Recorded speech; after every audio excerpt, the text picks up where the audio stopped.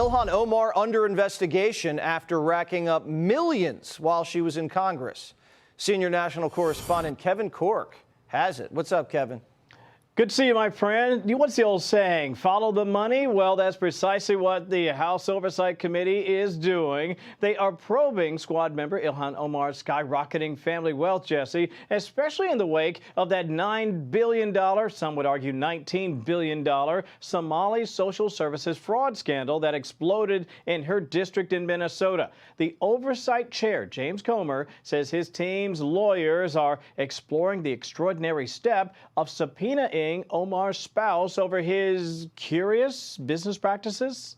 Republicans want to know how the Somali-born Omar and her politically connected husband Tom Minnet went from being nearly broke to being worth around $30 million in just a year, according to her 2024 disclosure forms. Quoting Comer now, there are a lot of questions as to how her husband accumulated so much wealth over the past 2 years. It's not possible. It's not. And he's a money guy.